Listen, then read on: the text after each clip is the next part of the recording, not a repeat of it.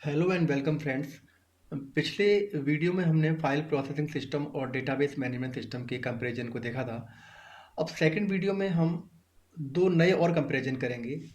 वो है data access problem और डेटा इंटीग्रिटी प्रॉब्लम। तो पहले हम समझते हैं कि फाइल प्रोसेसिंग सिस्टम में डेटा एक्सेस प्रॉब्लम क्या थी।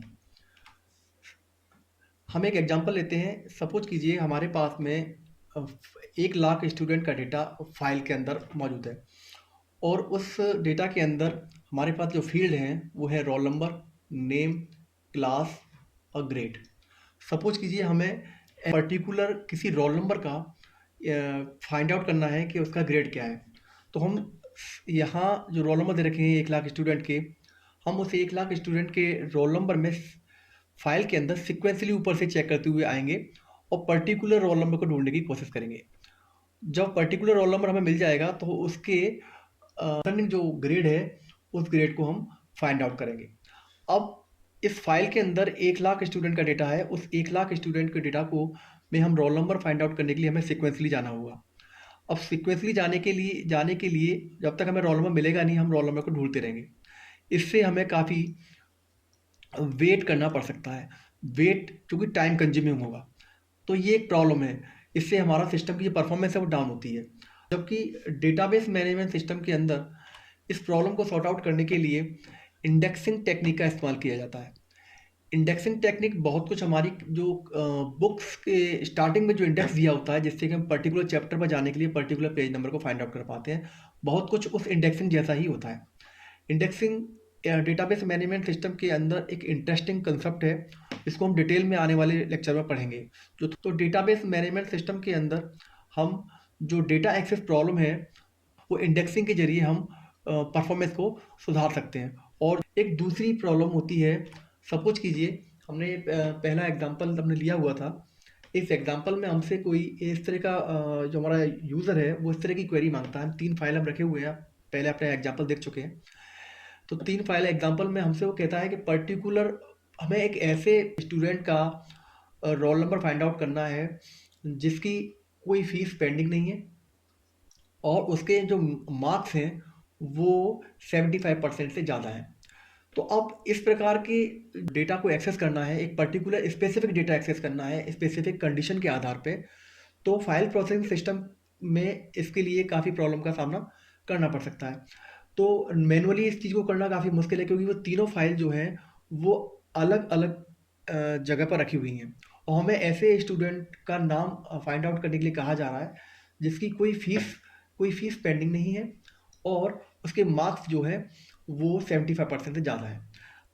सपोज कीजिए हमारे पास में लाखों स्टूडेंट का डेटा है और उसमें से हमें ये चीज़ें फाइंड आउट करनी है क्योंकि ये जो डेटा एक्सेस करना चाह रहे हैं, स्पेसिफिक डेटा जो हम एक्सेस करना चाह रहे हैं, वो स्पेसिफिक डेटा जो है वो तीनों फाइल्स के डेटा के आधार पे निकाला जाएगा। पर फाइल प्रोसेसिंग सिस्टम के अंदर डेटा जो है वो स्कैटर्ड होता है।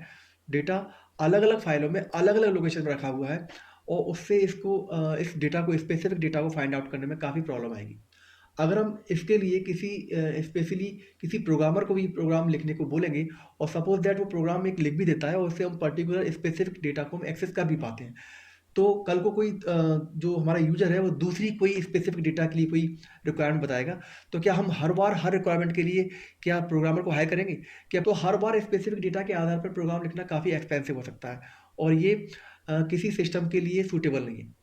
तो जो डेटा स्पेसिफिक डेटा की एक्सेस की प्रॉब्लम के सॉल्यूशन के लिए डेटाबेस सिस्टम के अंदर हमारे पास इनबिल्ट क्वेरी लैंग्वेज फैसिलिटी होती है, जैसे है एसक्यूएल। तो डेटाबेस मैनेजमेंट सिस्टम के अंदर इनबिल्ट क्वेरी लैंग्वेज फैसिलिटी होती है एसक्यूएल। एसक्यूएल की हेल्प से हम स्पेसिफिक डेटा को बड़ी आसानी से क्वेरी लिखकर और उस डेटा को हम एक्सेस कर सकते हैं। तो हमने देखा कि डेटा एक्सेस प्रॉब्लम में हमने फाइल सिस्टम में जो डेटा एक्सेस प्रॉब्लम थी उसका सॉल्यूशन डेटाबेस मैनेजमेंट सिस्टम में कितनी आसानी से किया। इंडेक्सिंग और क्वेरी लैंग्वेज की हेल्प से हम दोनों ही चीज़ें, स्पेसिफिक डेटा को भी हम पर्टिकुलरली एक्सेस कर पा रहे हैं और डेटा को एक्सेस करने के लिए सिक्वेंसली ना जाते हुए हम इंडेक्सिंग के जरिए डेटा को क्विकली एक्सेस कर पा रहे हैं। चलिए हम आगे देखते हैं इंटीग्रिटी प्रॉब्लम के बारे में। अब data integrity problem file processing system के अंदर है। हम समझते हैं पहले इंटीग्रिटी का मतलब क्या है। What is integrity? इंटीग्रिटी क्या है? इंटीग्रिटी हमारा जो डेटा है, डेटा डेटाबेस के अंदर हम जिस तरीके का डेटा हम चाहते हैं, क्या वैसा डेटा आ पा रहा है? डेटाबेस के अंदर हम जिस तरीके का डेटा हम रखना चाहते हैं, क्या उस तरीके का डेटा आ पा रहा है? इस चीज़ की एंश्योरिटी ही इंटीग्रिटी है। हम दूसरे शब्दों में कहें तो एक्यूरेसी, कंसिस्टेंसी और रिलायबिलिटी। हमारा डेटा एक्यूरेट होना चाहिए, कंसिस्टेंट होना चाहिए और रिलायबल होना चाहिए। इस इन तीनों क्वालिटीज़ को एनफोर्स करने के लिए हम डेटा इंटीग्रिटी का उपयोग करते हैं। अब हम एग्जांपल से देखते हैं कि फाइल प्रोसेसिंग सिस्टम के अंदर का डेटा इंटीग्रिटी किस तरह प्रॉब्लम है।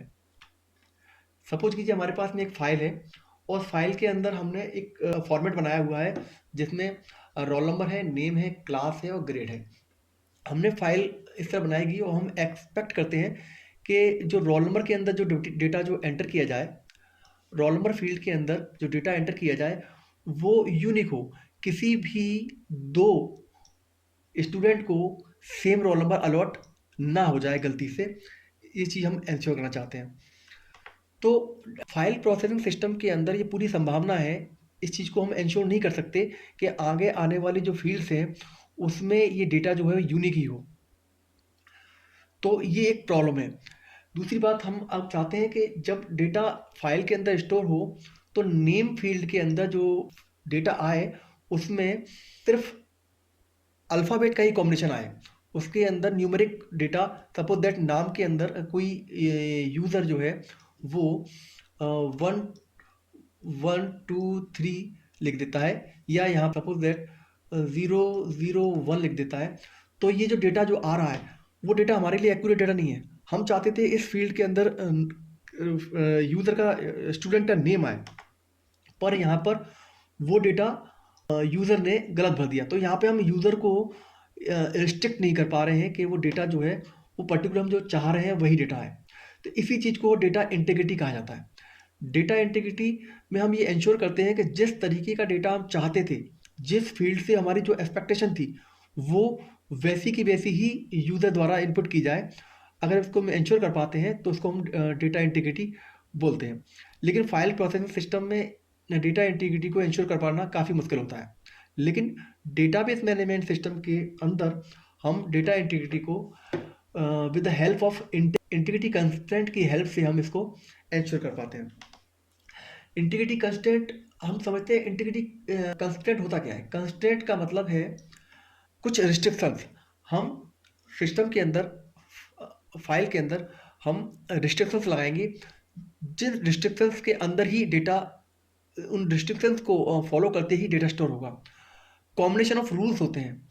जैसे हम एग्जांपल देते हैं किस किस तरीके के कंस्ट्रेंट डेटाबेस मैनेजमेंट सिस्टम में प्रोवाइड करता है। नंबर वन है प्राइमरी की कंस्ट्रेंट। प्राइमरी की कंस्ट्रेंट का मतलब है, अगर हम चाहते हैं कि किसी फील्ड में, सपोज ये फील्ड है, इसमें डेटा जो है वो यूनिक हो और वो नल ना हो, तो प्राइमरी की कंस्ट्रेंट का इस्तेमाल किया जाता है।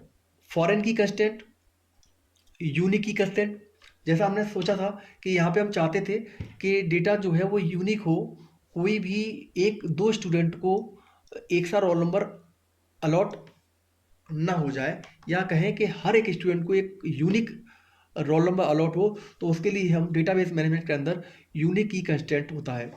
Not null constraint, not null constraint जो होता है डेटाबेस मैनेजमेंट सिस्टम के अंदर, नॉट नल कंस्ट्रेंट, अगर हम किसी फील्ड पर नॉट नल कंस्ट्रेंट अप्लाई करते हैं, सपोज दैट हमने क्लास के ऊपर नॉट नल कंस्ट्रेंट अप्लाई किया हुआ है, तो यूज़र जब इसको अगर खाली छोड़ना चाहेगा तो वो खाली नहीं छोड़ सकेगा, उसको रिस्ट्रिक्ट किया जाएगा। कंस्ट्रेंट का मतलब ही है कि रिस्ट्रिक्शन लगाए जाए और पर्टिकुलर डेटा को फिल कराया जाए, जिससे कि डेटा हमारे पास जब आए तो डेटा वही हो जैसा डेटा हम चाहते थे।